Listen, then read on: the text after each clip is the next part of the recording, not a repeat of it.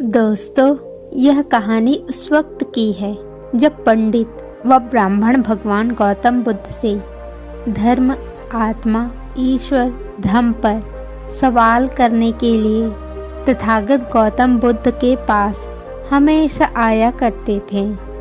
गौतम बुद्ध से ज्ञान पाने या ज्ञान का मुकाबला करने की नीयत से बहुत से ब्राह्मण आते रहते थे। ऐसे ही एक ब्राह्मण गौतम बुद्ध से निम्न वार्ता धर्म मार्ग के परिचय के लिए आता है और आकर तथागत से पूछता है, आप सब लोगों को ये बताते हैं कि आत्मा नहीं है, स्वर्ग नहीं है, पुनर्जन्म नहीं है, क्या यह सत्य है? गौतम बुद्ध ने कहा, आपको ये किसने बताया कि मैंने ऐसा कहा? तब ब्राह्मण ने कहा, नहीं, ऐसा किसी ने नहीं बताया। तब फिर गौतम बुद्ध ने कहा, मैंने ऐसे कहा, ये बताने वाले व्यक्ति को जानते हो? ब्राह्मण ने कहा, नहीं। फिर से गौतम बुद्ध ने कहा, मुझे ऐसा कहते हुए आपने कभी सुना है? ब्राह्मण ने कहा, नहीं तथागत, लोगों की चर्चा सुन के ऐसा लगा। अगर ऐसा है तो आप क्या कहते हैं? गौतम बुद्ध ने कहा, मैं कहता हूँ मनुष्य को वास्तविक सत्य स्वीकारना चाहिए। तो ब्राह्मण ने कहा, मैं समझा नहीं तथागत, कृपया सरल भाषा में समझाइए। गौतम बुद्ध ने कहा, मनुष्य के पास 5 ज्ञान इंद्रियां हैं जिसके मदद से वह सत्य को समझ सकता है। आँखें, मनुष्य आँख से देखता है। कान, मनुष्य कान से सुनता है। नाक, मनुष्य नाक से सांस लेता है। जिह्वा, मनुष्य जिह्वा से स्वाद लेता है। त्वचा, मनुष्य त्वचा से स्पर्श महसूस करता है। इन 5 ज्ञान इंद्रियों में से 2 या 3 ज्ञान इंद्रियों के मदद से मनुष्य को सत्य को ज्ञान जान सकता है। ब्राह्मण ने कहा, कैसे तथागत? गौतम बुद्ध ने कहा, आँखों से पानी देख सकते हैं, पर ठंडा है या गर्म ये जानने के लिए त्वचा की मदद लेनी पड़ती है। मीठा है या नमकीन ये जानने के लिए जिह्वा की मदद लेनी पड़ती है। ब्राह्मण ने फिर से कहा, भगवान है या नहीं, इस सत्य को कैसे जानेंगे तथागत? गौतम बुद्ध ने कहा, आप वायु को देख सकते हैं? ब्राह्मण ने कहा, नहीं तथागत। फिर उसके बाद गौतम बुद्ध कहते हैं, इसका मतलब वायु नहीं है। ऐसा होता है क्या? ब्राह्मण ने कहा, नहीं तथागत। फिर गौतम बुद्ध ने कहा, वायु दिखती नहीं है, फिर भी उसके अस्तित्व नकार नहीं सकते हैं, क्योंकि हम वायु के द्वारा ही सांस लेते हैं। जब वायु का झोंका आता है तब पेड़ पत्तियां हिलते हैं, यह हम देखते हैं, महसूस करते हैं। अब आप बताओ, भगवान हमें 5 ज्ञान इंद्रियों से महसूस होता है? ब्राह्मण ने कहा, नहीं तथागत। गौतम बुद्ध ने कहा, आपके माता पिता ने देखा है? ऐसा उन्होंने बताया है? ब्राह्मण ने कहा, नहीं तथागत।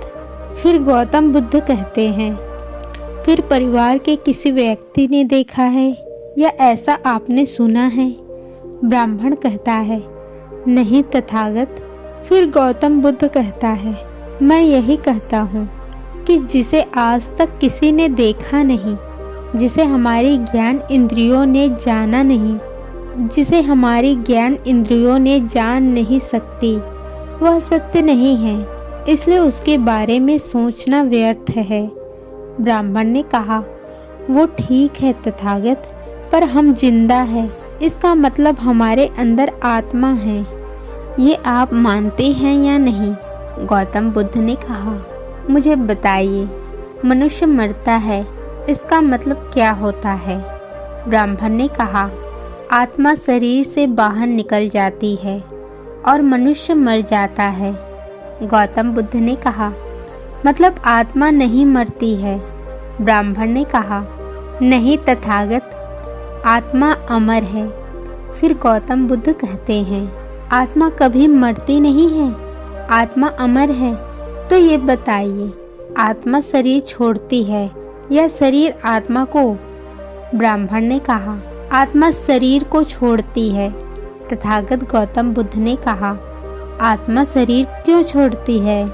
फिर ब्राह्मण ने कहा, जीवन खत्म होने के बाद छोड़ती है। गौतम बुद्ध ने कहा, अगर ऐसा है तो मनुष्य को कभी मरना नहीं चाहिए। दुर्घटना, बीमारी या घाव लगने के बाद भी बिना उपचार के जीना चाहिए। बिना आत्मा के मनुष्य नहीं मर सकता। तब ब्राह्मण ने कहा, आप सही कह रहे हैं तथागत, पर मनुष्य में प्राण है, इसे आप क्या कहेंगे? गौतम बुद्ध ने कहा, आप दीपक जलाते हैं? ब्राह्मण ने कहा, हाँ तथागत। फिर गौतम बुद्ध कहते हैं, दीपक यानी एक छोटा दिया, उसमें तेल में बाती और उसे जलाने के लिए अग्नि चाहिए। क्या मैंने सही कहा कि नहीं? ब्राह्मण ने कहा, हाँ तथागत। गौतम बुद्ध ने फिर कहा, मुझे बताइए, बाती कब बुझती है? ब्राह्मण ने कहा, तेल खत्म होने के बाद दीपक बुझ जाता है तथागत। गौतम बुद्ध ने कहा, और तेल है पर बाती खत्म हो जाती है, तब दीपक बुझता है तथागत। इसके साथ गौतम बुद्ध ने कहा, इसके साथ तेल वायु के प्रवाह से, बाती पर पानी डालने से या दिया टूट जाने पर भी दीपक बुझ सकता है। और मनुष्य का शरीर भी दीपक समझ लेते हैं। और प्राण मतलब अग्नि यानी ऊर्जा। स्वजीवों का देह 4 तत्वों से बना है। पहला पृथ्वी अर्थात धानित्व पदार्थ यानी मिट्टी। दूसरा आग, द्रव युक्त पदार्थ यानी पानी, स्निग्ध और तेल। तीसरा वायु अनेक प्रकार की हवा का मिश्रण।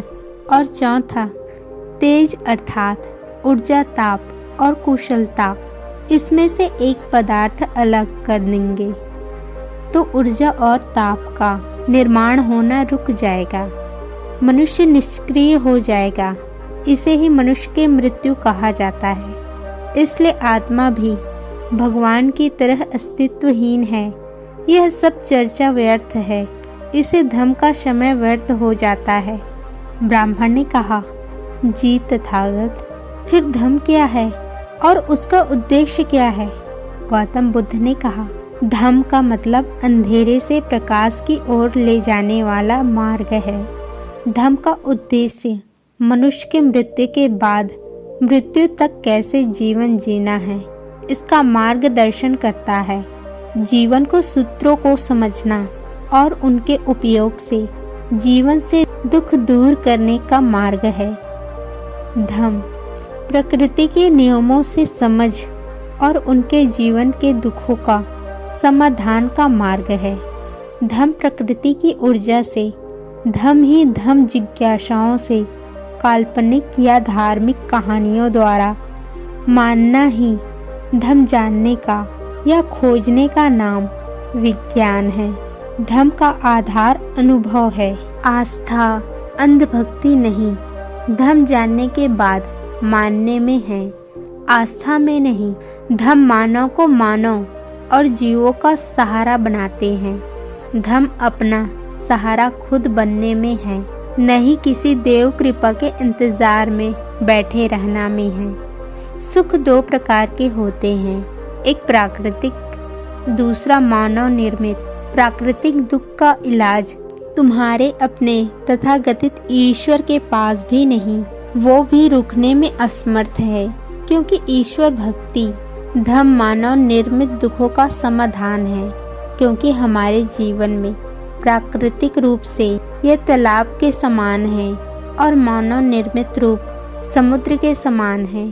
मतलब दुखों का सबसे बड़ा हिस्सा मानव निर्मित है, जिसे समाज हित, जातिगत बंटवारा, असमान आर्थिक बंटवारा, गलत राजनीतिक, गलत व्यक्तिगत आदतें, बीमारियां, धार्मिक सोच, चलन और दमन आदि धर्म का प्रथम सूत्र है।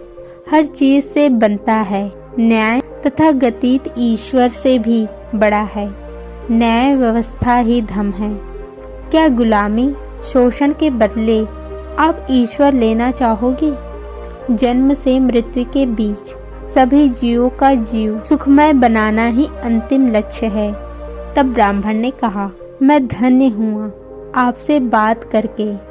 मेरा धार्मिक ज्ञान का दृष्टता का अहंकार जाने कहाँ गायब हो गया। बड़ा मुक्त और हल्का महसूस कर रहा हूँ। अपना और पराया का भ्रम दूर हुआ। सब अपने से लगने लगे।